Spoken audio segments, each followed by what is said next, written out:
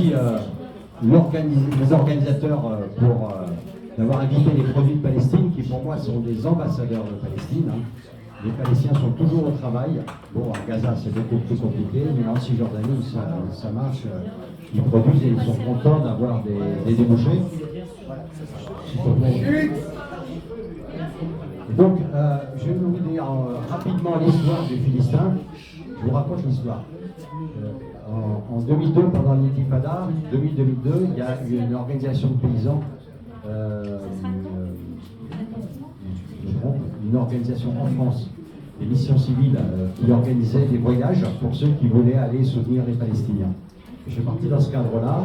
Alors quand on part dans un pays comme la Palestine, mais ça peut être autre part, on part avec un imaginaire, et puis finalement on démonte tout sur place, parce que ce que j'ai vu là-bas, j'ai vu des gens tellement dignes, et voilà quoi, ça m'a révolté. Je suis retourné en mars 2003, et on cherche tous qu'est-ce qu'on peut faire pour aider les Palestiniens. Et là j'ai rencontré un paysan qui m'a dit, si tu veux nous aider, il faut vendre notre huile d'olive. On n'est pas des mendiants. Il y a une compassion, et les gens, il ne faut pas transformer une cause politique en cause humanitaire. Et donc, on a, en famille, avec des amis, on a cassé la tirelire familiale et on a acheté une palette de 1000 bouteilles d'huile d'olive. Et on a créé l'association Le Philistin, et notre première présence, notre premier stand, pour ceux qui en a peut-être qui sont allés sur le Larzac, quand il y a eu le procès de ceux qui ont démonté McDo, la Confédération paysanne. Avec Beauvais, 2003. 2003, c'est en 2003, et c'est là qu'on a créé notre premier stand et on s'est fait connaître. Alors on a eu la palette de 1000 bouteilles d'huile d'olive est arrivée le lendemain du festival, mais on a pris beaucoup de contacts et ça a démarré comme ça. Et puis ça a été pour le mois de janvier 2004, 5 palettes, 5000 bouteilles, et mois de juin 2004, 10 000 bouteilles, un conteneur complet. Et voilà. Alors, avec mon fourgon que vous verrez, enfin, c'est pas le même, mais parce que ça fait plus de 20 ans, moi je livre toujours les associations de soutien aux Palestiniens partout en France, en Belgique, au Luxembourg. Mais le problème, c'est que moi j'étais artisan dans le bâtiment, on est installé en Aveyron. Et donc, j'avais plus de chantier parce que j'étais toujours sur la route. Mais on a 3 enfants, il fallait manger. Donc. On a décidé donc de créer France Import Palestine, qui est une entreprise. En novembre 2004, on a créé France Import Palestine. Et depuis 20 ans, je vais 2-3 fois par an en Palestine. J'ai rencontré après le céramiste, le fabricant de chaussures, et tous ces produits que vous voyez là sont des producteurs, sont donc de la pelouse. Et comme ça, aujourd'hui, on est 5 à travailler. Moi, je suis retraité, mais il y a des salariés. Et on vend à peu près 300 000 € de marchandises par an. Et donc, il ne s'agit pas d'aumône, il ne s'agit pas de dons, il s'agit de respecter leur dignité. Ils veulent vendre leurs produits, surtout en ce moment, parce que c'est beaucoup plus compliqué de sortir de la marchandise et de produire même.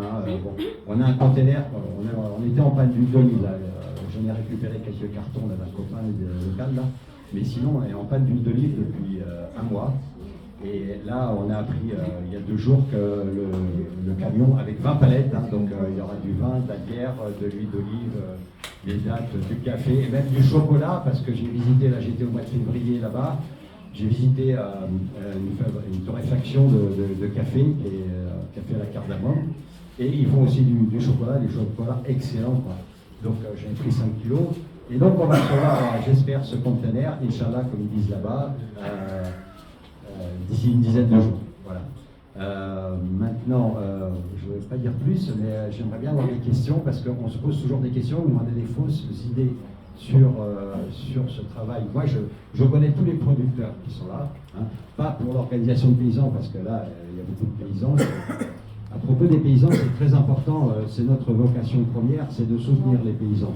Cette organisation d'agriculteurs, qui a été fondée en 1986 pendant la première Intifada, elle a été créée par des ingénieurs agronomes du FPLP, du Front Populaire de Libération de la Palestine, pour soutenir les paysans justement à récupérer leurs terres et enfin toutes sortes de travaux, et entre autres exporter leur huile d'olive pour qu'ils aient des revenus sur leur travail. Et cette organisation, elle fait partie des 6 qui ont été interdites il y a 2 ans par Israël. Leurs bureaux ont été dévalisés, enfin bref, mais ils continuent. Ils ont changé de nom, ils sont toujours installés à Ramallah. Enfin, c'est des résistants modèles. C'est pour ça que nous, on s'accroche à leur activité, à leurs actions, et qu'on se doit de relayer leur travail ici, chez nous. Voilà. Donc oui, si vous avez des questions, ce serait bien. Moi, j'aimerais bien des questions parce que je peux répondre à tout. Parce que je connais, je vous dis, les gens là-bas. Et... Ouais. Je passe le micro. Est-ce que quelqu'un veut une question? Ces produits sont forcément de Cisjordanie parce qu'on n'imagine pas, nous, ici, qu'à Gaza, ils puissent avoir tout ça. Voilà. Ouais. Je peux parler sans micro, hein. Vous m'entendez là? Oui. Donc, à Gaza, je suis allé en 2002, pendant la deuxième intifada. Depuis, c'est fermé et on ne peut pas y aller. Donc, malheureusement, on aurait bien aimé avoir les produits de Gaza. On peut avoir quelquefois des broderies par l'intermédiaire du consulat de France. Il y a quand même un circuit pour des petits colis comme ça. Mais sinon, il n'y a pas de produits. On ne peut pas avoir de produits à Gaza. Bon, aujourd'hui, c'est encore pire, quoi. Il n'y a plus rien, tout est détruit. Mais sinon, tous les produits viennent de Cisjordanie, excepté, bon là, je n'ai pas porté parce qu'ils sont très très lourds. Et on travaille avec une organisation de femmes palestiniennes bédouines dans la région de Bir es-Samah, c'est des mamans qui transmettent leur culture de fabrication des tapis en laine. Et le plus gros stand qu'on fait, c'est à la Fête de l'Humanité à Paris. Et là, on a les tapis, voilà. Mais sinon, tous les produits de Naplouse, le savon à Naplouse, l'huile d'olive aussi, la région de Naplouse, le bois d'olivier de Bethléem, les céramiques d'Hébron, les chaussures. Je vous recommande de regarder la fabrication des chaussures, c'est vraiment quelque chose d'extraordinaire. Tout ça, ça vient de Cisjordanie.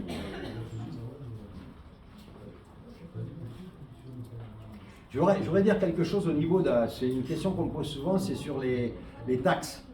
On me dit oui, mais les Israéliens prennent des taxes sur les produits. C'est pas vrai. En fait, l'histoire des taxes, c'est quand les produits sont exportés vers la Cisjordanie, que ça arrive évidemment en Palestine de 48, c'est-à-dire en Israël, au port de Haïfa, et là, la douane prélève la TVA, comme ça se passe chez nous quand les produits rentrent en Europe, et ne restitue pas cet argent, ces taxes, à l'autorité palestinienne. Mais nous, dans l'autre sens, on n'a pas de taxes. Notre marchandise, notre conteneur coûte plus cher qu'un conteneur israélien, une marchandise israélienne qui part vers la France. Pourquoi? Parce qu'il y a plusieurs contrôles de sécurité. Vous devez savoir qu'en Cisjordanie, les véhicules ont une plaque verte et en Israël, une plaque jaune. Donc la marchandise qui est groupée là dans le conteneur qu'on attend, de 40 pieds, c'est-à-dire c'est un grand, il y a 20 palettes dedans. Il y a de la marchandise qui vient de Naplouse, de Ramallah, d'Hébron et de Taïbé. Donc tout ça c'était groupé à Taïbé, et ce camion il est parti jusqu'au point de passage à côté de Tulkarem. Et après donc il faut décharger toutes les palettes, recharger dans un camion à plaque jaune. C'est un Palestinien d'Israël qui conduit, il n'y a pas de problème. Et donc pour aller au port de Haïfa. Voilà. Posez les questions, parce que vous avez le Philistin en personne à 70 ans, maintenant c'est bientôt fini. Moi, il y a les jeunes qui travaillent avec nous là, qui vont prendre la relève. Moi je vais faire du jardinage bientôt. On ne fait pas de problème, on n'essaye pas d'entraver ce commerce. Voilà, ça c'est une bonne question. Là, je ne sais pas si on va le garder. Ah ouais. Là actuellement, par rapport à la situation, puisque j'étais en février, j'ai vu ce qui se passe.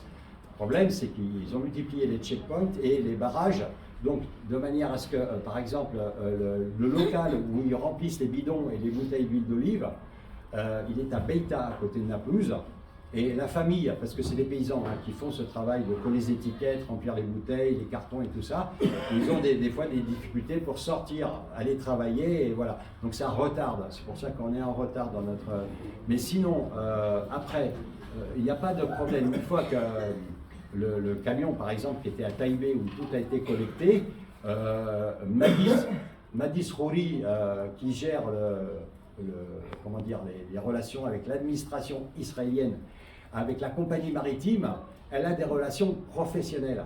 C'est-à-dire qu'on ne s'imagine pas d'ici, mais en fait, même si ce sont des mauvaises personnes, mais d'un point de vue professionnel, ils ont des relations tout à fait normales et professionnelles. Il faut dire que bon, ils sont peut-être intéressés aussi parce que bon, le transitaire qui est à Tel Aviv, il prend un peu d'argent aussi parce que c'est un transitaire et voilà. Donc ça circule, ça passe. Après, ce qui est nouveau, la dernière fois qu'on a reçu un container, ça devait être au mois de janvier. Maintenant, ils scannent les containers. Bon, alors donc ça fait des frais, c'est $800 qu'on a dû payer en plus sur un container. Voilà. Et quand tu parles de checkpoint, c'est quoi? C'est j'arrive 5 minutes et je suis passé? Non, en fait, ils n'ont pas les moyens de mettre des checkpoints vraiment humains, quoi, on va dire, hein, mais ils mettent maintenant des barrières en fer où on ne peut pas circuler en voiture. Voilà. Donc, c'est plus compliqué les gens pour circuler. Des fois, ils les ouvrent, des fois, ils les ferment, et voilà. Mais bon, vous savez ce que c'est que le soumoud? Non. Hein, oui, voilà, ils pratiquent le soumoud là-bas, donc ils ont la patience, on a le temps. De toute façon, ils vont libérer la Palestine. Donc, on prend le temps et ça prend du retard et il faut être patient et c'est tout, quoi. Il faut pratiquer le soumoud comme ils le font. Je ne sais pas ce que c'est que le soumoud. Voilà. Oui. Non, mais il faut oser. Le soumoud, ça veut dire. Tu veux le dire? C'est la résistance, mais c'est la résistance. Dans la patience. Oui, c'est dans la patience. persévérance. On va pas faire les choses tout de suite, mais nous on a le temps. Eux, ils sont très pressés parce que c'est une culture occidentale, les Israéliens. Alors que les Palestiniens, c'est tout à fait une autre culture. Ils ont tous les martyrs derrière, ils ont tout, depuis 76 ans, leurs parents, leurs grands-parents qui ont tout fait pour, y compris perdre la vie, pour libérer cette Palestine. Et donc, eux, c'est dans le temps, et si c'est pas eux, ça sera leurs enfants et leurs petits-enfants, ils sont dans cet esprit-là. Soumoud. Il y avait une chanson comme ça de la révolution palestinienne. Ouais. Bah oui. On a une photo d'un checkpoint en Cisjordanie, si on peut la diffuser peut-être derrière. Je ne sais pas passer. Ben, touche pas, il m'a dit pas toucher, voilà, je suis désolé, Caro. Mais après, bon, le public qui est là, c'est tous des gens qui sont déjà sensibles à la Palestine. S'ils ne savent pas ce que c'est qu'un checkpoint, ça m'étonne. Parce que des fois, on entend dire que c'est 16 heures pour passer un checkpoint. Bah, ça dépend où. Oui, mais il y a des endroits, on peut y passer sa journée. C'est-à-dire qu'on rentre une journée de travail, on passe 16 heures sur le checkpoint, on rentre chez soi, on repart, quoi. Ça dépend ce qu'il décide. C'est arrivé à Mourad, il est resté 16 heures coincé au checkpoint en plein ramadan. En plus, après sa journée de travail, il pensait rentrer manger. Ouais, mais on est dans le soumoud, donc on attend, quoi. Nous, quand j'y étais donc au mois de février, on a été embêtés une fois. On a bien circulé, 8 jours on est resté. Et une fois, on venait de Jérusalem pour aller à Khalil, à Hébron. Et on était en zone bouteillage. Bon, voilà, quoi. On sait que c'est comme ça, quoi. On l'accepte. Je voulais vous parler d'autre chose. C'est important parce que donc le Philistin, c'est bien sûr le commerce de produits palestiniens en soutien à l'indépendance économique du peuple palestinien.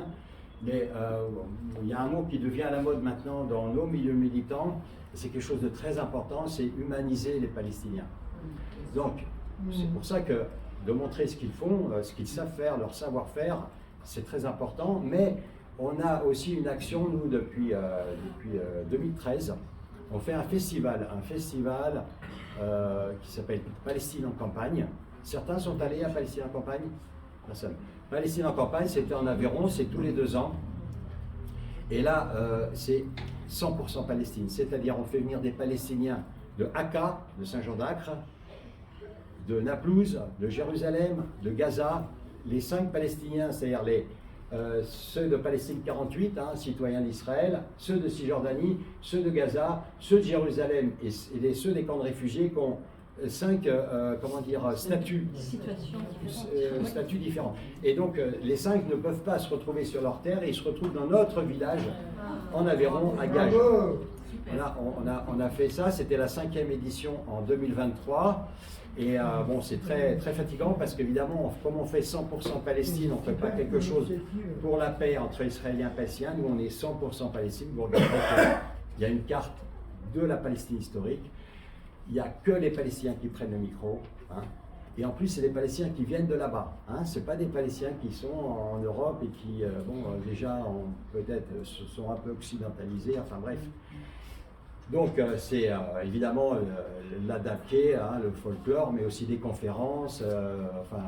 On fait venir toujours des producteurs aussi avec qui on travaille. Et là, donc, pour cette 6e édition, donc, on a des gens de Bobigny dans le 9-3 qui sont venus à la dernière édition, qui ont vu ce qu'on faisait. Et on dit on veut le faire à Bobigny, donc c'est super, c'est à côté de Paris. Et donc cette prochaine édition, c'est 15, 16, 17 août à Bobigny. Alors ça va être beaucoup plus gros, et voilà. Et là, donc, on présente et on humanise les Palestiniens parce que vraiment, c'est toutes les couches sociales. Je veux vous dire quand même qu'on a fait venir une année un barbier du camp de réfugiés de Balata à Naplouse. La dernière édition, on a fait venir le masseur du hammam de Naplouse, qui faisait des massages sur place. Voilà. Donc vraiment, c'est pas sélectif sur une élite ou quoi, c'est vraiment la société palestinienne. C'est ce que j'aime faire et essayer de transmettre moi ce que j'ai compris, parce que j'étais vraiment ignorant la première fois que je suis parti là-bas, ce que j'ai compris de cette Palestine, de ces Palestiniens qui sont toujours dignes et debout et qui sont toujours dans l'espoir de libérer leur Palestine. Est-ce qu'ils écrivent des bouquins, donc toutes des poésies comme nous, on appelle ça, toutes ces personnes de Cisjordanie, de ces Palestiniens que vous avez rencontrés, est-ce qu'il y a une production littéraire Oui, mais alors moi je suis ouvrier du bâtiment, donc je ne suis pas... ça existe, hein, bien sûr. Hein. Moi je te recommande de regarder le livre en particulier qu'a écrit, en coopération avec des écrivains, Sabri Giroux, sur le livre La Palestine en 50 portraits depuis la préhistoire. Voilà, T'as des nouvelles du village de Jérusalem? Le Moulin, oui, ils l'ont repris, j'ai vu, ils ont repris. Et comment connaître les dates par rapport au festival? Parce qu'on est pas au courant. Moi, ce que je vous recommande, c'est... diffuser pour qu'on puisse savoir et venir. Il faut diffuser. Je vous recommande de prendre j'ai des cartes de visite et il faudra écrire dessus, mettez-moi sur la liste de diffusion ou choses comme ça. Sinon, Palestine encore, c'est PEC, PEC, comme Palestine en campagne, 2025, sur Facebook, vous le trouvez. Et ça aura lieu quand même en Aveyron aussi, en plus de Bobigny. Ah non, c'est fini. Ah non, c'est fini. C'est uniquement Bobigny. C'est Bobigny la prochaine fois parce que... Vous soyez bien partis en vacances. Vous ne pouvez pas faire un tour de vacances?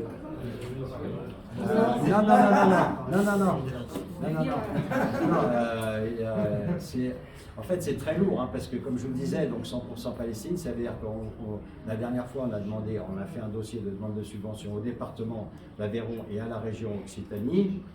L'Aveyron nous a proposé 300 €, donc on ne les a même pas pris.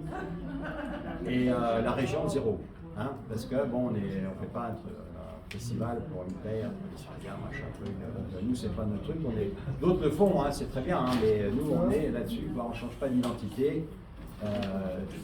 Pour les produits, par exemple, dans notre charte du Philistin, à aucun moment on ne intervient dans les modes de production. C'est-à-dire qu'on ne va pas leur dire qu'il faudrait faire des t-shirts comme ça, avec ça va bien se vendre ou quoi. On ne fait pas ça. On prend ce qu'il y a là-bas, ce qu'ils savent faire, et voilà ce qu'on veut montrer, ce qu'ils savent faire tout simplement. Parce que l'influence occidentale, elle est présente. Heureusement, ils savent résister, mais elle est présente bien sûr par les réseaux sociaux et tout ça. Mais ils ont un tel patrimoine historique qui est très très puissant. Je pense que la foi aussi, ça doit compter. Je pense dans leur résistance, en particulier à Gaza, hein, parce qu'on se demande comment ils sont capables d'organiser toute de leur vie, quoi. Parce que je ne sais pas si vous connaissez Yad Al-Astal qui a fait Gaza Story. Ça parle à quelqu'un. Bon, c'est ce vidéaste palestinien de Gaza qui avait fait avant le 7 octobre des vidéos sur la vie à Gaza, sur l'archéologie, sur comment dire, tout ce qui est créatif, l'artisanat et tout ça. C'était avant le 7 octobre, ça s'appelle Gaza Story, vous le trouvez sur Facebook. Et depuis le 7 octobre, il travaille toujours avec des équipes là-bas. Et donc là, il va sortir un film, hein, Yad Al-Astal, je crois que ça s'appelle Pour l'honneur de la Palestine. Pour l'honneur de la Palestine. Et donc, dans ce film, vous allez voir sous une tente un dentiste avec une flopée de gamins qui attendent pour faire soigner les dents. Vous allez voir une journaliste. C'est des personnages, quoi, une succession de personnages. Il y en a 22. Et chacun, bon, il s'organise malgré ce qu'on voit, on est dans l'émotion, quoi, de voir. Il faut ce qu'ils disent les Palestiniens, c'est que, ok, on est des victimes, c'est sûr, mais n'oubliez pas qu'on est des résistants. Et ils sont un modèle de résistance, et vraiment, voilà, pour moi, ça a transformé ma vie. Ma femme, elle n'était pas tout à fait d'accord. Elle a dit, tu m'emmènes, mais voilà, quoi. Et mes filles, parce que c'est une de mes filles maintenant qui continue. Moi, je fais toujours les livraisons à l'estande, mais c'est une de mes filles qui continue à... Et puis on a un Jihad, c'est un Palestinien d'Al Khalil qui est à Lyon, qui nous fait toutes les publications. On a Valentin qui a fait un stand hier à Limoges et puis aussi vers le Puy-en-Velay demain. Voilà, on est toute une équipe et voilà. Et à vous, pour soutenir, nous, on ne fait que le commerce, on ne prend pas de dons, c'est clair. Du commerce, on vend, il y a des prix. Sur les prix, il y a des prix, c'est des prix d'achat. On ajoute une marge parce qu'il y a 2 fourgons, il y a des salariés, il y a un entrepôt, il y a des frais, comme une entreprise. Il ne faut pas avoir honte, c'est du commerce, même si je suis quelqu'un de gauche, parce que dans le milieu de gauche, bien souvent, ah oui, mais non, il fait du fric sur le dos des Palestiniens. Ça, je peux vous dire que ça tourne encore, 20 ans après, c'est comme ça. Non, nous, on est clair là-dessus depuis le début, parce que c'est les Palestiniens qui m'ont dit. Tu dois faire ça comme ça. Et la première bouteille d'huile d'olive qu'on avait à vendre, d'ailleurs, j'étais avec Abou Jamil, le directeur de l'organisation de paysans, il était venu en France. Je lui ai dit, bon, j'ajoute quel prix? On était en association à l'époque. Je lui ai dit, on ajoute 50 centimes pour le gasoil. Et il m'a dit, non, ça va durer longtemps. Tu peux tomber en panne de camion, il faut changer le moteur, il faut que tu prennes une marge. Et pourtant, c'est le FPLP, c'est des marxistes, hein, les gens, voilà. Enfin bon, je pourrais vous parler. C'est des questions encore, ouais. Juste, il existe d'autres groupes qui fonctionnent comme vous, qui vendent des produits palestiniens.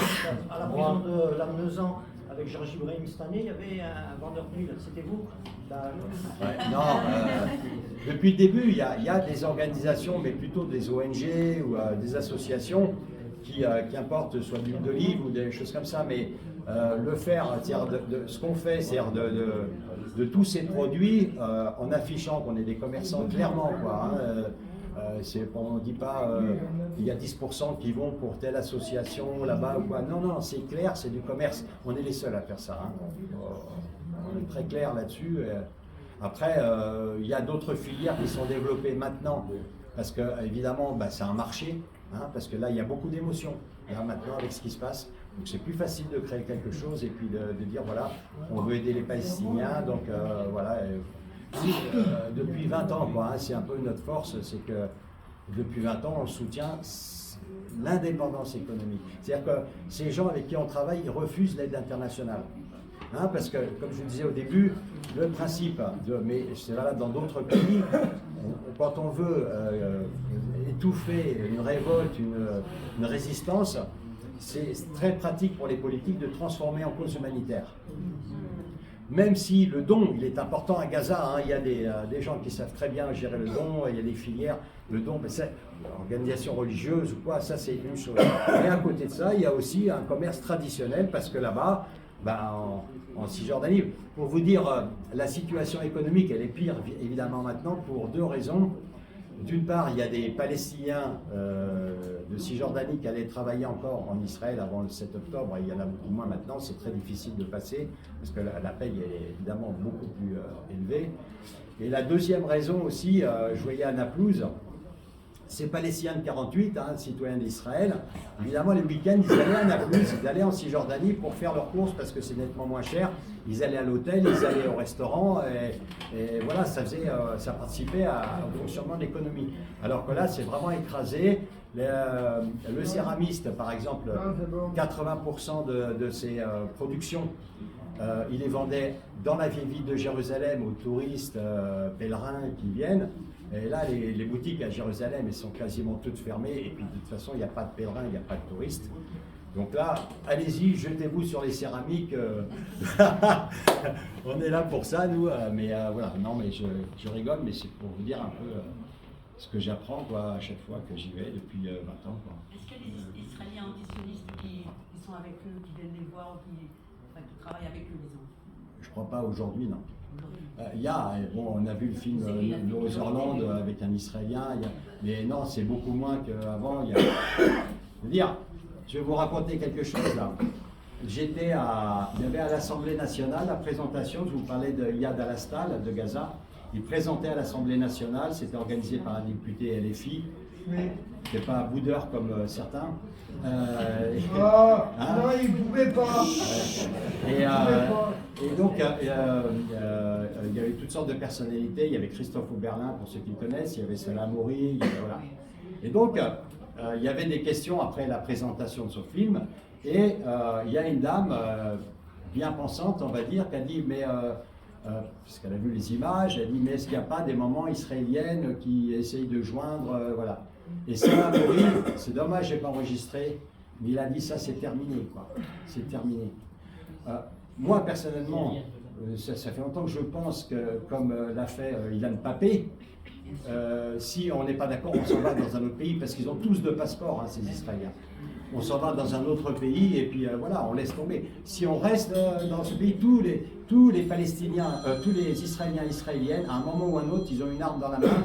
Hein, de toute façon, à un moment, ils vont être agressifs vis-à-vis du peuple occupé, quoi. Donc, et il a très très bien répondu, et avec une légitimité autre que la mienne, puisque lui il est palestinien, il a fait la prison là-bas, donc il ne faut pas avoir d'espoir. C'est vrai qu'il y a une époque, il y a eu, même je me rappelle en 2002, donc c'était Ehud Barak, c'était soi-disant un travailliste, c'est les gens de gauche et tout ça. Bon, non, c'est lui qui a conçu l'histoire du mur, et le projet sioniste, c'est tout prendre, hein, pour ne pas se faire d'illusions, et les gens qui sont là-bas, ils cautionnent, hein. Ceux qui ont un passeport israélien, ils cautionnent ce qui se passe. Point. Il n'y a pas de sionisme modéré, ça n'existe pas. Il y a des exceptions, hein, bien sûr. Les anarchistes contre le mur. Ouais, des exceptions, mais de moins en moins, quoi.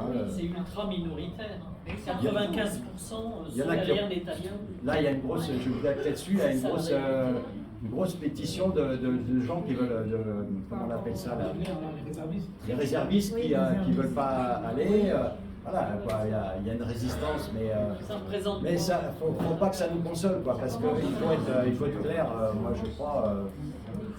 Ils le font pas pour. Parce que c'est à Gaza. Faire, hein, c'est juste par rapport.